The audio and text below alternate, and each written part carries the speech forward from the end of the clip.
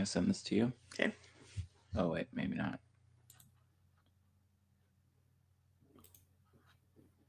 I'm just going to edit the link here. And you need to. Okay. So the post link should stay the same then, right? Yeah.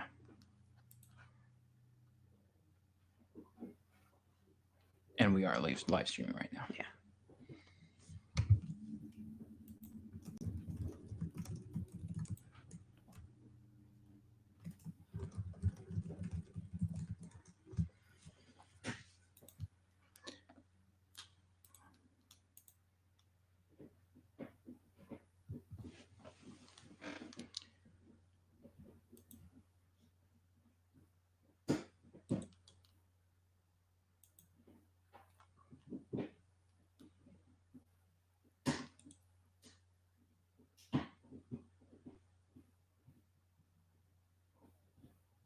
Take it to the end.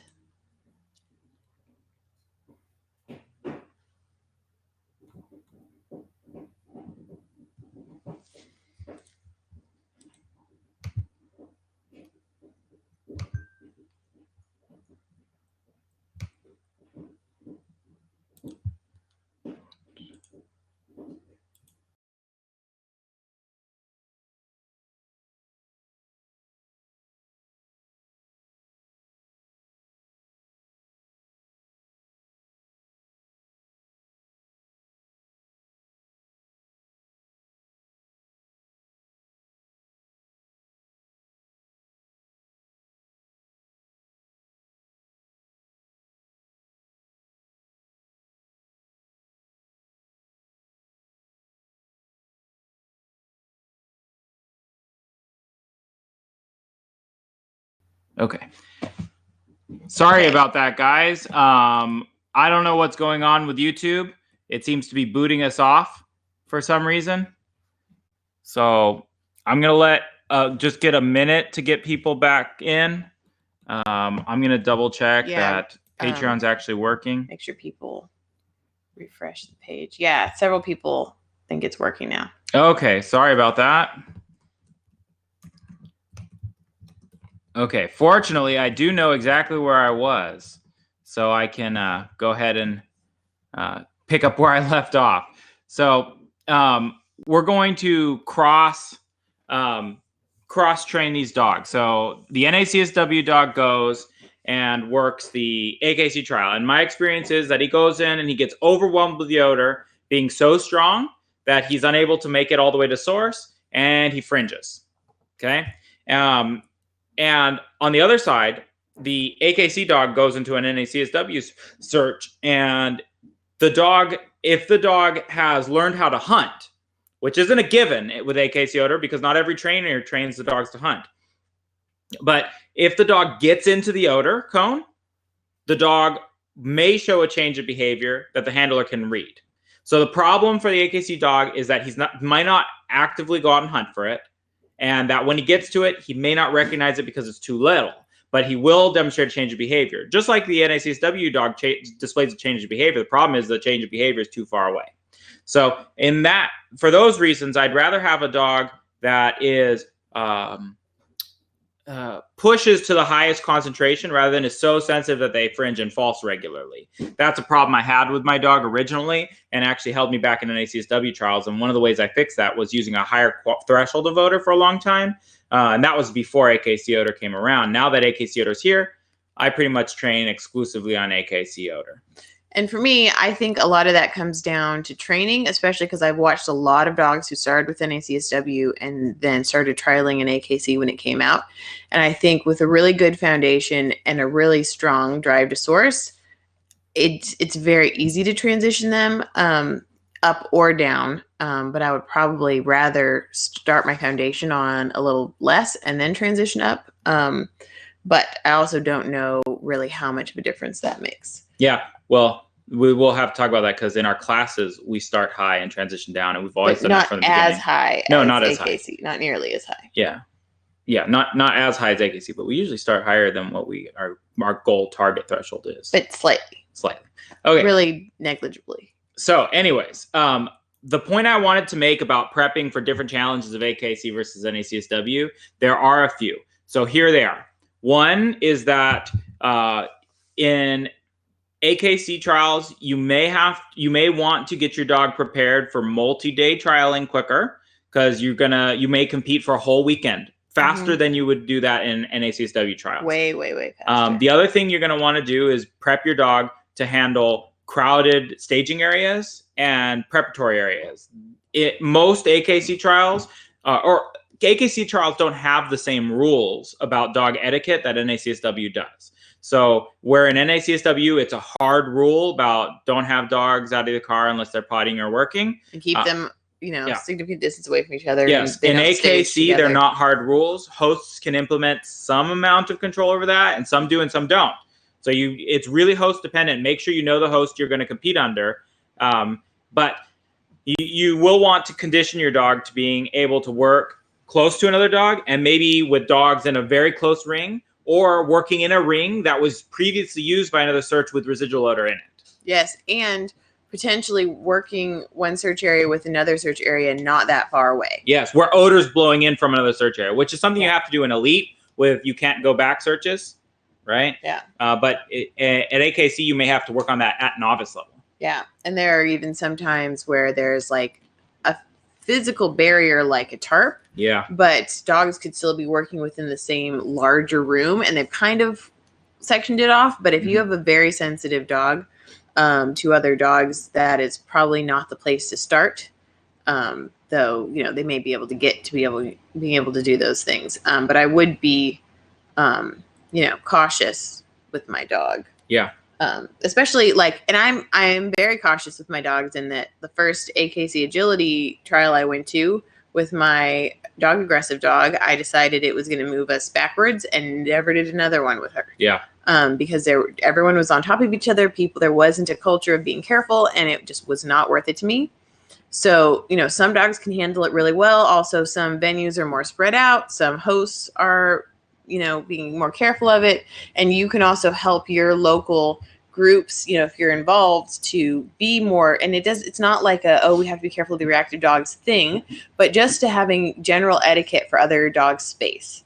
Yeah, my dogs are not reactive. If you know me, I don't believe in the term reactive. None of They're our not current aggressive, dogs are but like that. I still appreciate people minding their dogs and staying out of my face and controlling their dogs.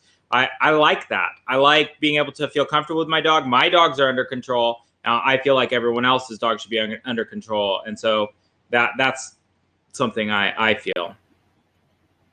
All right, next question. Yeah, let's move on to the next question. We're getting lots of really interesting responses. So don't forget, there is a question right down here at this portion of the screen. Question for patrons: is it worse to miss a hide or false alert? We're asking you this question, and people are voting in the comments. We're getting a lot of different opinions. We may read some of those opinions in a bit. Yeah, so anyways, that'd be good. Next question. When the wind is coming from the left. Oh, sorry. When the wind is coming from, say, left to right across the element, container car, exterior, would you start along the right or the left side? So this is a question we get from our students all the time. And do you want to take the lead on this one to begin with? Sure.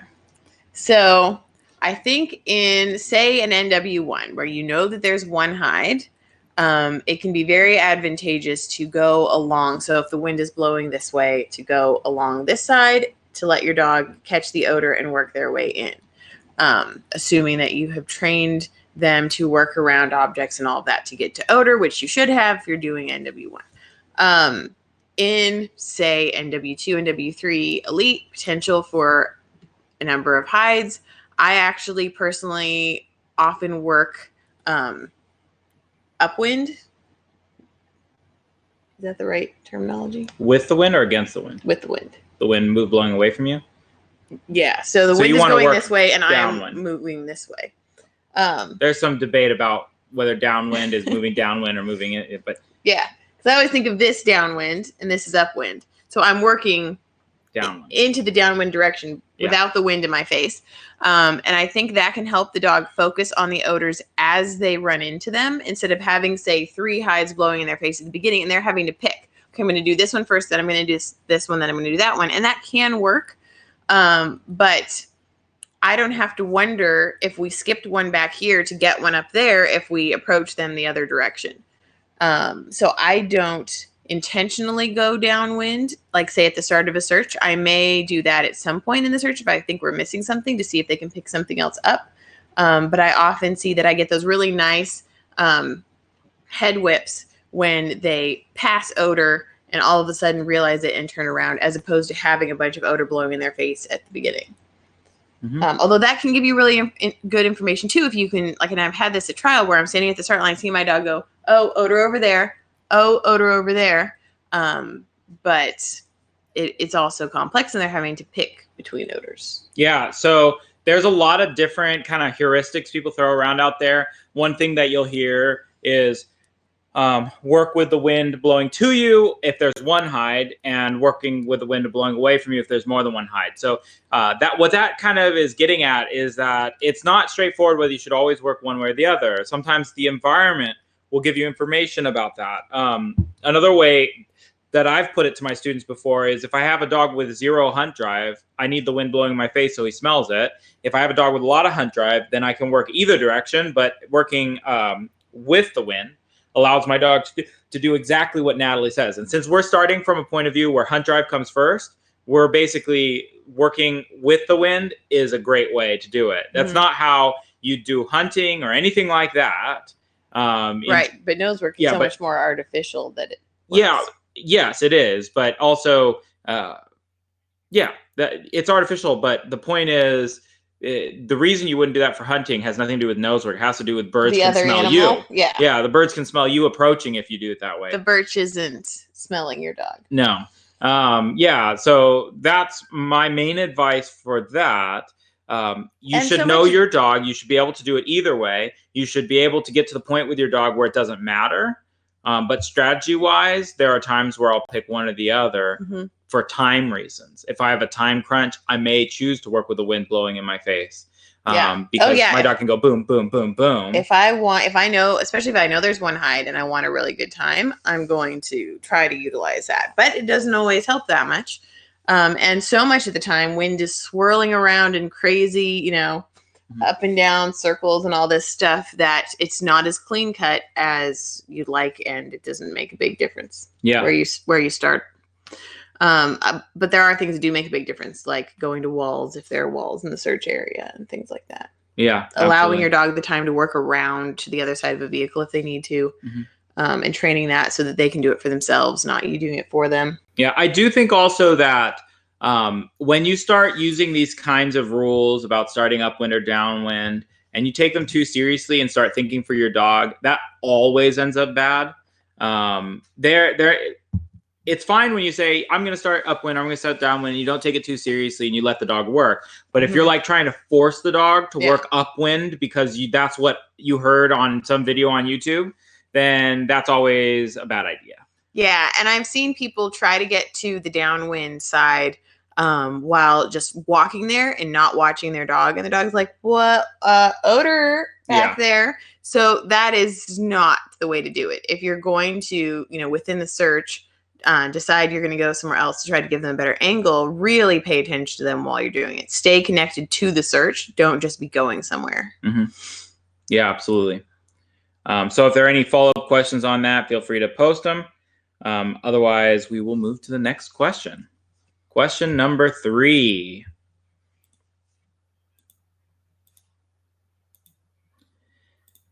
So this is a longer question, so I'm actually going to read it off of my NAMA document, but this is the gist of the email. And if I'm misunderstanding the question, feel free to clarify it. I remember you once telling me that a good way to train blind hides was to run blind paired hides so that your dog self-rewards. And it doesn't matter so much if you're late in reading him, believing him, knowing exactly where the hide is, or waiting for the instructor to confirm, etc.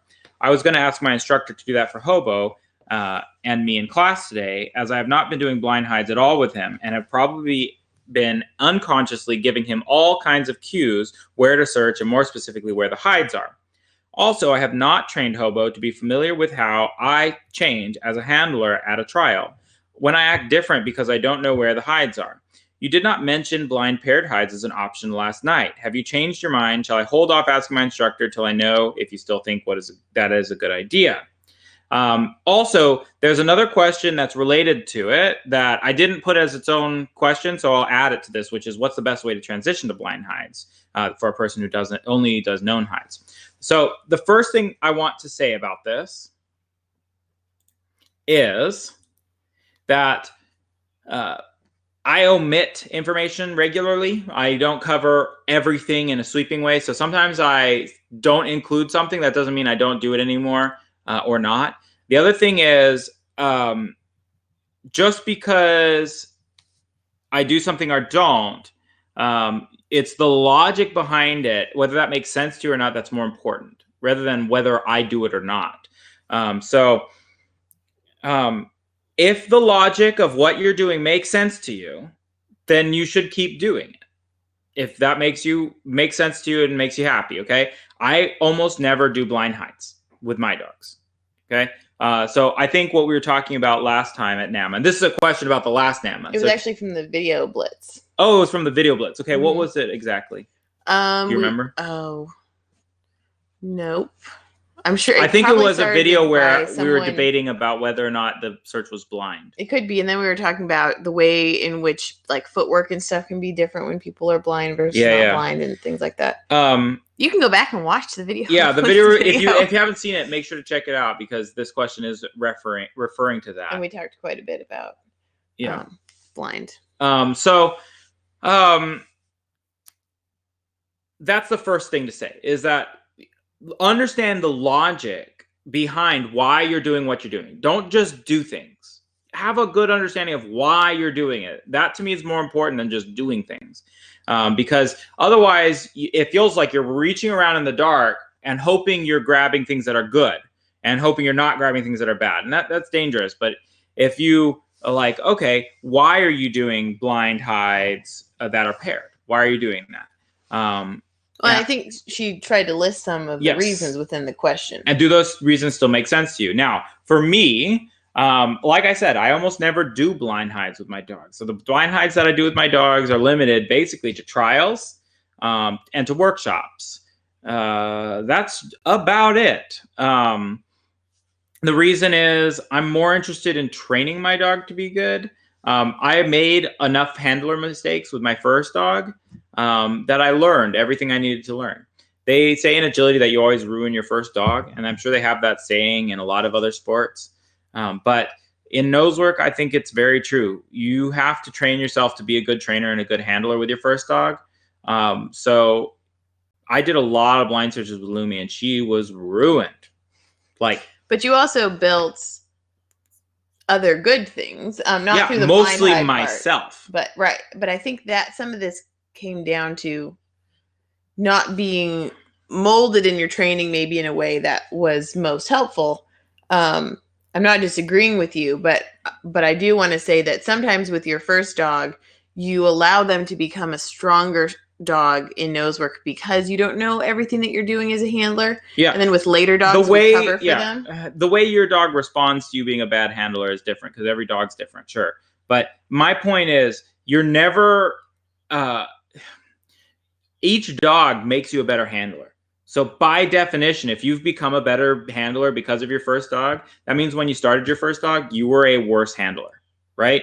And that means your dog had to suffer some amount for that. And some of that is good. And we talk a lot about in our classes and our videos and our workshops, we talk about intentionally playing a bad handler to give the dog some of those good experiences. But a lot of those experiences are just negative. They're just sitting and not getting paid, right? Or getting pulled off of a hide because your handler wasn't sure, right? Those kinds of things. They're just things that erode odor obedience. That they're bad and they ruin your dog, and there is absolutely no way to avoid it. You have to make those mistakes. If your trainer stopped you from making those mistakes, you wouldn't learn from them, and you would actually be held back even further. So maybe your dog would be better, but you as a handler wouldn't grow, right? And so there's a trade-off there. So yeah, in terms of doing blind searches, that's my belief on blind searches. Now, if you're gonna do blind searches, there are ways to make them not hurt so much. So the other question was, how do you transition from working non-blind to blind? So the first thing that I've been doing differently, because I know handlers have to do this, I've been doing blind searches on food. And I've been doing a lot of blind searches on food before I transitioned to odor. And we've been doing all the way up to NW3 level blind searches with my students and having them compete against each other. And this is great because it's really hard to screw up the dog this way. Yeah, you could pull them off of their food, but you're not going to diminish their drive for food. And I'm going to once I tell you to do that, the dog's going to run right back to that food and eat it. So in a way, it actually only builds resilience. Yeah, because the problem with odor is that it's, a substance that's meaningless to them until we build meaning for it. And so if we're building meaning a little bit in this class, and then the next class we destroy the value of the odor because we're pulling them off of it, we're ignoring it, we're annoyed when they go back, we're building a very wishy-washy, unsecure relationship with odor, feeling towards odor. And so it's really important to kind of safeguard that odor obedience so that they will respond the way you want them to respond in competition. So if you can make some of those mistakes on food, you're not diminishing their odor obedience. So now I want to also make one caveat about what I said earlier. There is another category. So I'll do blind searches when I'm at trial and when I'm at workshops. And I'll also do blind searches for fun. So I want to make sure to mention this, that blind searches are fun and they are part of what makes nose work fun. And so if you enjoy them, you shouldn't not do them because they are bad for training. That's like saying, well, I'm not going to play actual basketball games because I'm going to make mistakes and I don't want to practice those mistakes. So I'm just going to do drills. It's like, no, the whole point is for you to go have fun and play basketball. And the drills just make you better. So don't stop doing fun blind searches, but don't I think the training value of blind searches it's not there so much.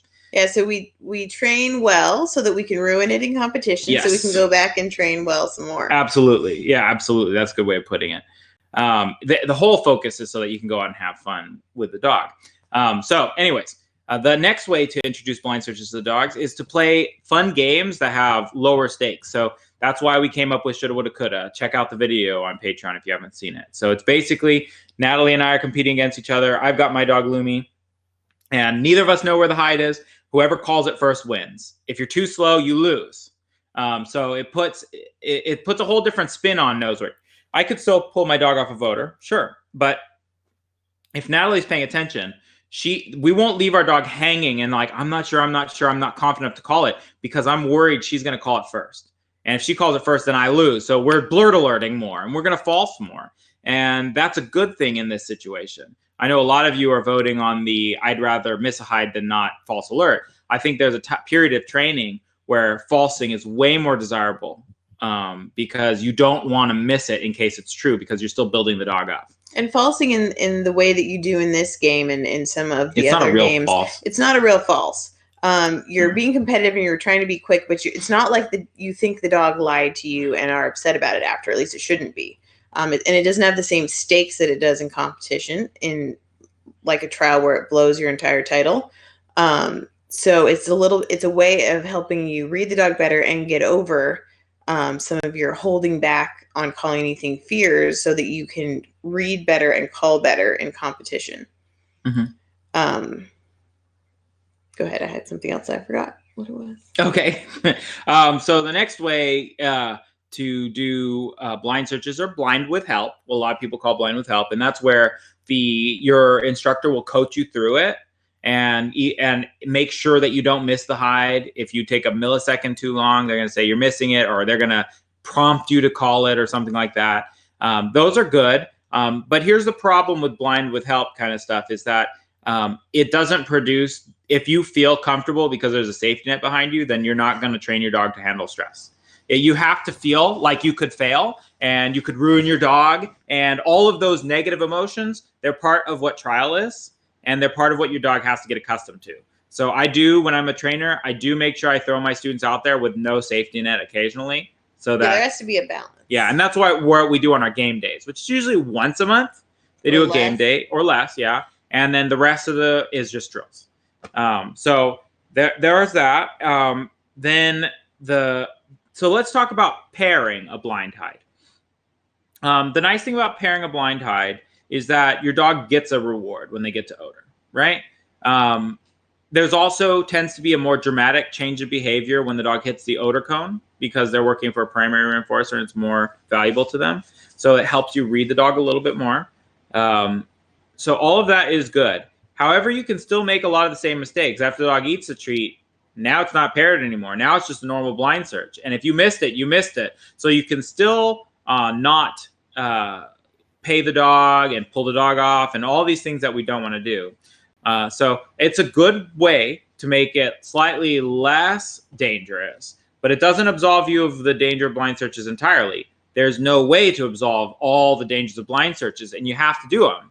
So you just have to just do them. Well, and like you said in your question, you want your dog to know what you're like when you're going to be in trial. Mm-hmm. If the first time your dog ever sees you crazy and not knowing where the hides are is in trial, they're not going to be able to work and communicate normally.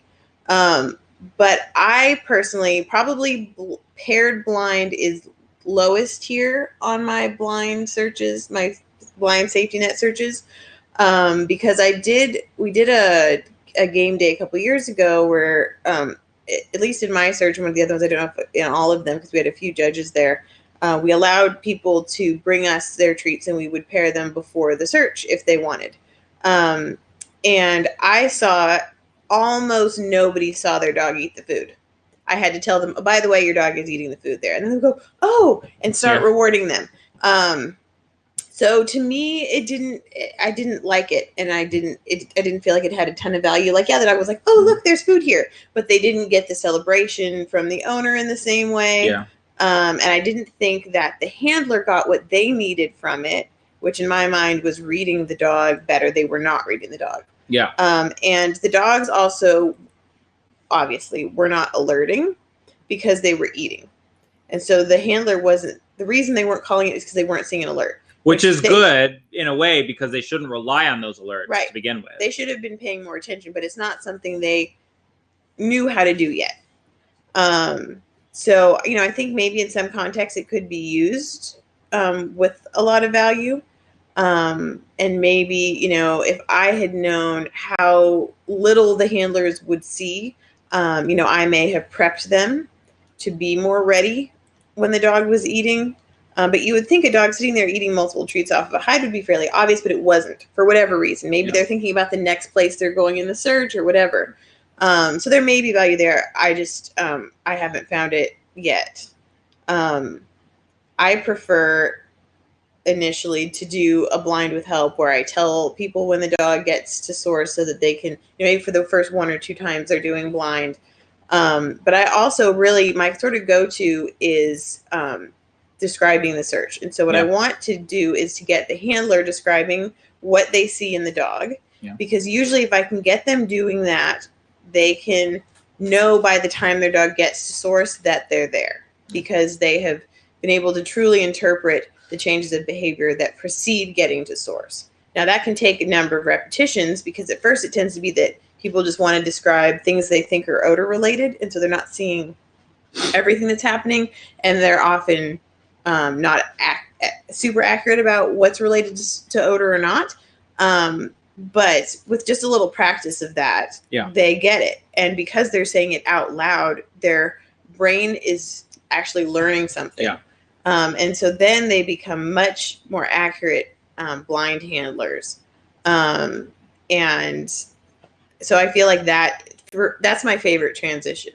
Yeah. And in terms of transitioning your dog's understanding of you not knowing where the hides are, I really, really pester my students about not showing the dogs where the hides are. So make your feet point at your dog. Do not wander over to that hide because you think the dog should have found it already. A lot of stuff of just not trying to not let my handlers point out hides to the dog and just follow the dog, work with the search area. Don't work with the hides. So anytime I see handlers working the hides, I try to interrupt it and get them working with the dog again.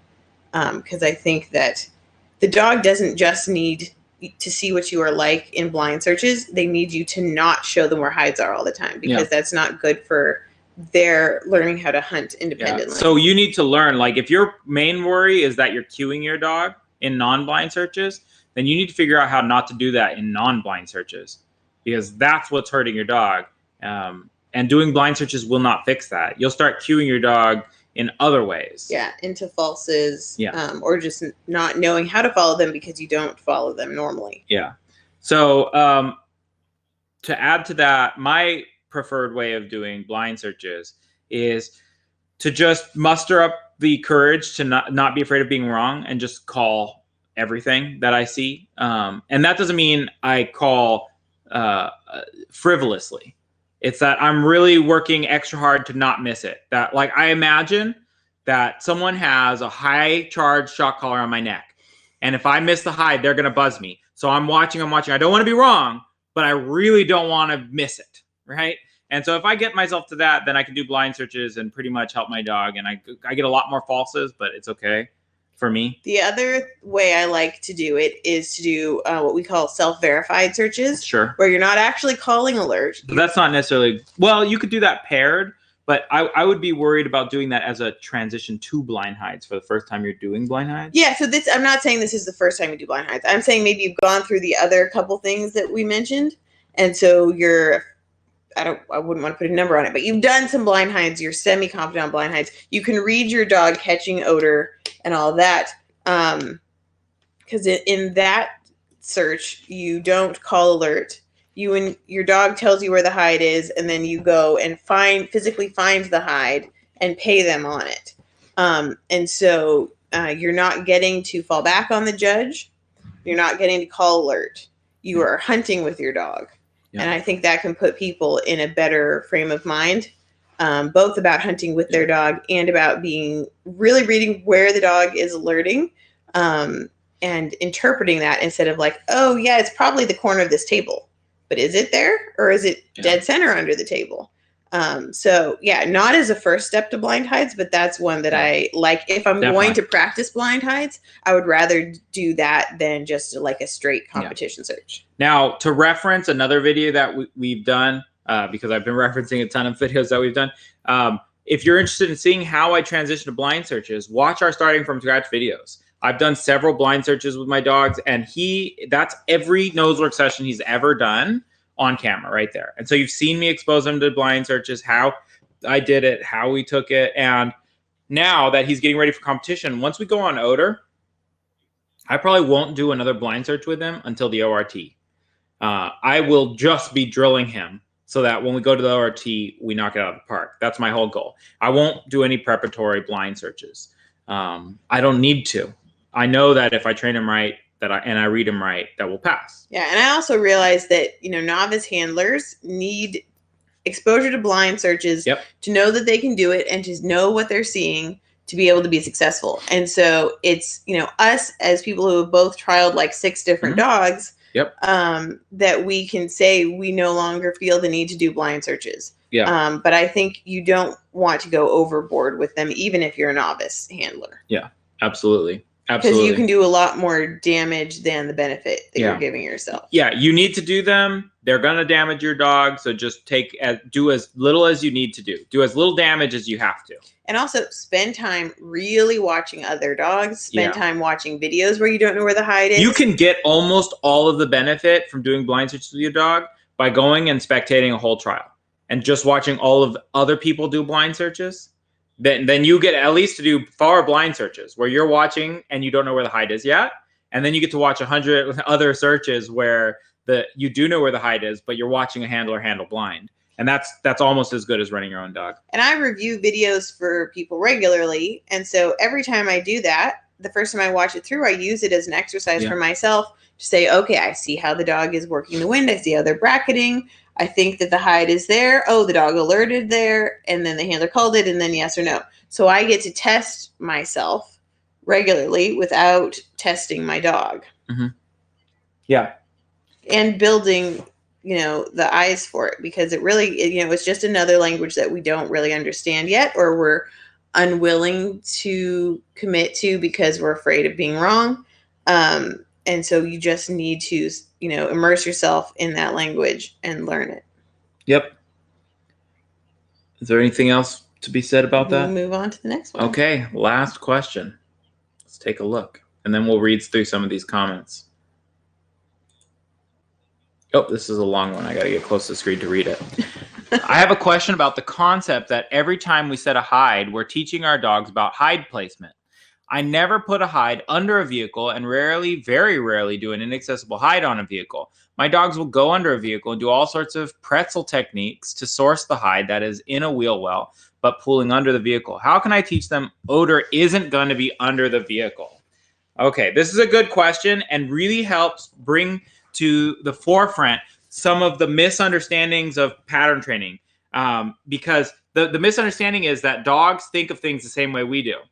So I never set a hide under a vehicle or inaccessible on a vehicle, but guess what? The dog doesn't care that it's a car if you're setting inaccessible hides under things in other searches, right? So I set hides under things all the time in searches and ask my dog under a table, under a chair, go under this, and the dog has to crawl under things to find that hide, and I encourage it because it's confidence building.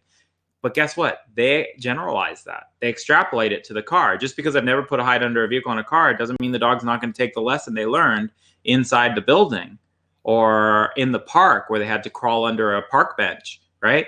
They're going to extrapolate that to the vehicle. So there's no way to teach a dog that odor is not going to be under a vehicle, especially because odor is going to be under a vehicle. And it's going to be under a vehicle by accident because the wind takes it there, and it's going to be there on purpose because some COs are going to put it there and they're going to say it's inaccessible, but your dog has drive to source. So the only thing you can do is not let them go. Tighten up your leash and don't let them go. And eventually the dog will learn that they're not allowed to go. That's a problem, in my opinion. I don't actually stop my dog from going under, or get a dog that's too big to fit under a vehicle. That's the easiest way. You've got a real problem if you got dachshunds, and they can just scoot right under every vehicle. But yeah, dogs are learning from every hide placement, and they're sometimes learning things that we don't expect. That's the whole problem of patterning, is that our dogs are putting pieces together that we don't even know that they're putting together. And that's the problem if you're not paying attention to your hide setting, because you're setting expectations that you're not thinking about, and you're teaching your dog. Say you spend like a year only setting hides in kind of the center section of a large room. Your dog's not going to ever check the walls because there's never been a hide at the walls. There's no reason to do that. Then you go to a trial and there's wall hides. Your dog's probably not going to find them. Yeah. Or you never set hides at the threshold, or when you have a threshold hide, you back your dog up 10 feet. Yeah. So I know a lot of people who do that. How to find a hide that's right next to you when you're started. They're not even searching because it's not efficient to be searching then if they don't need to necessarily, depending on the dog and the situation, what they've learned. So they're going to wait until the normal time that they start working odor in a search, which is maybe 5 to 10 feet into the search. But vehicles, like, I've seen plenty of I know that an early NW3 I did with Cinnamon, Ron had an engine block hide. Certainly there was odor under the car. There was a recent NW2 where the hide was right behind the wheel. Say you set it just kind of under the car, just barely under, so you can't see it, and the wind is blowing through the car. Almost all of the odor is going to be under that car and then pushing out the other side. And so the dog is that's what they're going to see when they get there. And like Micah was saying, you tighten up on the leash, let them learn how to get themselves around to the other side of the car without doing it for them, like I already said, so that they can go, oh, this is what odor looks like when it's on the other side. I know mom's not going to let me go under, so I will take myself around because that will get me there faster. And I think that is hugely important problem solving for vehicles, because vehicles trip people up when the dog doesn't know how to problem solve the parts of a vehicle. And the way that they interact with odor and the way the wind interacts and what the handler is going to allow them or not allow them to do. If you stop your dog from going around, you're going to get a false alert or fringe. Whether that's taken by the judge or not is beside the point. But I don't want to get upset that my dog wants to go under the car. I lost first place overall because I was going to bring that story up too. She lost first place to me. Thank you very much. Yeah, she let her dog go under a car a little bit. A trailer. Actually, and she got a fault all the way under from one side to the other under the car to source the hide on the wheel on this side. And interestingly, I went back and watched the video later. She was on the side with the hide, caught odor, flew around to the other side of it was a long trailer, and then under the car. And I was probably 10 feet back from her because she tends to run her searches and I. But you know, every judge that gives you a fault, another judge will give you pronounced. Right. For that same thing. So. And you know what? I wouldn't go back and stop her if I could. She was driving to odor beautifully, happily. I wasn't worried about her safety with the height of that trailer or anything. And we got our NW3 Elite that day. It would have been nice to with the first place, but at least Michael got it. Yeah. That's just the odor picture the dog is going to get sometimes. I would also like to elaborate on what I said earlier about tightening up the leash and not letting the dog go. Don't extrapolate that to mean correct the dog or tell the dog no or something like that. Just put pressure on the leash. Don't let the dog go under. Match their pressure no more than matching their pressure. I saw this the other day. I see this more with dogs going up on a vehicle and jumping on a vehicle. I see a lot of people correcting the dog no and jerking them off. Like that. I don't recommend that. I think you've got to be careful to not diminish your dog's drive. And also more likely to actually do damage. You're actually going to damage the vehicle that way. Exactly. And if I say I am not like the story I just told, but I'm with my dog, I'm in a position where I could stop them from going under the car. I'm still going to let them probably get at least shoulders deep under the car. I want them to be able to get the best picture they can. And then I'm just going to match their pressure, not let them have any more than that, and let them figure out where they need to go to get around. And as soon as they're not pulling under the car anymore, I'm loosening up again because I want them to feel free to go around either way or behind us, depending on what the odor is actually doing. So yeah, you have to be very careful with things like that, but you also shouldn't feel afraid to put the brakes on a little bit. Sometimes where your dog wants to go is not safe. Yeah. And so you should find kind ways of stopping them that also, aren't punishing and diminishing their odor obedience or their love of searching or anything like that. Absolutely. There are ways to fairly communicate to them, sorry, not that way, but I will let you work to odor. Yeah, absolutely. So I think that if there are any follow-up questions, let us know, but I think that's a good place to end that question there. I mean, the only other thing I would say about that is you're going to encounter that in other searches too, where you just can't let your dog go the way they want to go to work the odor because there's a drop-off or they said you couldn't, there are breakable things there or something. So it's a useful skill for them to have. But I mean, I think being mindful of your hide placement is like the thing to do as someone who sets hides and knows work. Yes. Of making sure you're getting a good balance of floor, ground hides, medium height hides, a little bit where the dog's having to stretch up to them, where they have to push into things deep, where it's right out in the open, where they're really problem solving, where, it's not as challenging. Any variation you can think of, with emphasizing a few things a bit more, like emphasizing thresholds, emphasizing corners, emphasizing the places that if the dog doesn't do it by themselves, you're probably going to miss something. Whereas like a hide in the middle of the room, they're probably not going to miss unless you stop them from getting there. But corners and thresholds and things, it's very, very common to miss that. And so be mindful about maintaining those sorts of things. And even things like vehicles. I've been talking to some people recently where their dogs were having problem solving around vehicles. Take the time to set problems on vehicles for your dog to solve so that they are fluent in that hide problem and can do it without you taking them to the hide. Yeah, and if you ever have a location or a place that you can do off-leash vehicles, go out of your way to do that. It's a really valuable experience. I've done that in trial and it was a blast. I think I've done it twice in trial. It's probably my favorite thing to do off-leash. It's not as hard to find as you'd think. A lot of churches have fenced-in parking areas. A lot of let's see, where else could you put them up? If you have someone with a really big garage, or a barn. If you can find someone who lives a little bit on the outskirts and has a barn that you can drive vehicles into. We pulled the vehicle into Patty's Quonset hut a couple times. Pulled the vehicle into our garage here. Yep. Yeah. So something to think about. Okay. So I'm going to go through here, and you're going to keep kind of like a rough tally. Oh, yeah. Okay. So Dave says false is way worse. It undermines confidence and adds confusion to communication between dog and handler. Bad training all around. Yeah, good comments.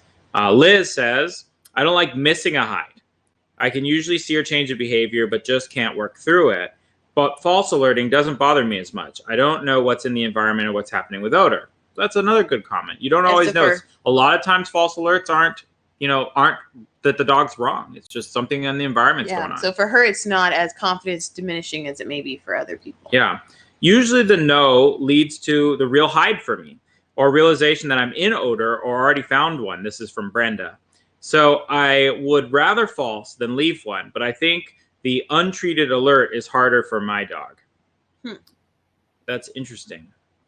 So you think if your dog false alerts and you don't treat them, that's hard for them? Or that if you miss, that you missed the dog alerting. Mm-hmm. Yeah, and so I wasn't even going that far. I was just saying you missed a hide. Maybe your dog never got to it, right? But that's a good point. If your dog gets to it and you miss it, that's pretty bad.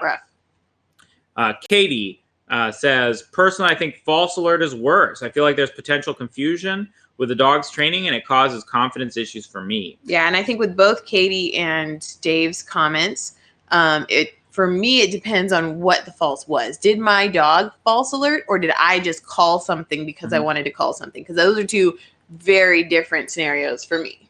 Absolutely. Definitely. And I definitely sympathize for the people talking about confidence being lost on the false alert.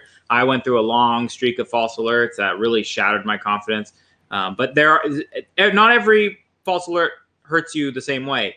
I've had plenty of false alerts that I didn't care about whatsoever. And then I've had false alerts that have devastated me. And so context matters too. Yeah. So anyways, I'd rather miss a hide than false alert. This is from Patty. Since I think it damages my relationship with my dog, once I get that no, I am more cautious calling the next alert and maybe even the next few alerts in various searches, so I become slower, which would potentially confuse my dog when I delay calling alert after my dog has told me about it. Yeah, I think one important thing we can do as handlers, and I know this is incredibly difficult, is to try to learn how to not swing way the opposite direction when something happens. So moving towards being very, very slow because we called the false, or moving towards being very, very fast because we didn't call it fast enough. Yeah. Because neither of those are great. Ping-ponging between the two opposite ends is not the solution. Yeah. There is a balance point. Yeah. Melissa says, for me, I feel worse when I false alert as I called the hide wrong. If I miss a hide, I do not have the same feeling of being wrong. So let me throw a wrench in that for you. One is that your dog could also just be mistaken. So maybe you called it right because the dog was legitimately alerting. They were just not within the criteria of what was being accepted for that hide.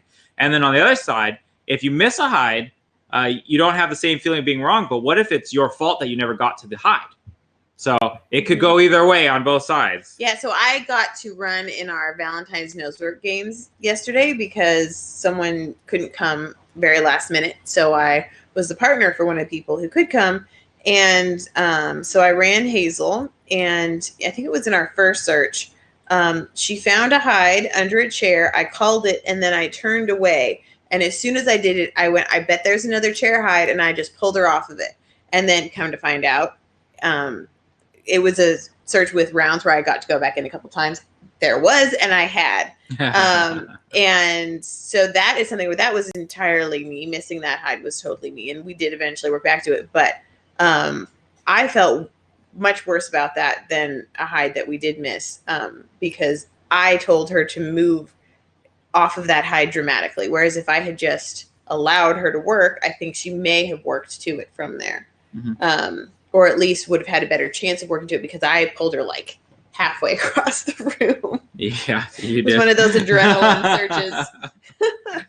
But I had somewhere I wanted to go. That's true. So now, Stephanie says, false alert can be part of learning, so can missing a hide. You can fix both, part of the journey. So she says they're both the same. They're all a whole part of becoming a better nosework handler. Good answer. Which is true whether you want it to be or not. Amira says, I'd rather miss a hide than false. it wouldn't be the end of the world if I falsed, but it would be a blow to my confidence.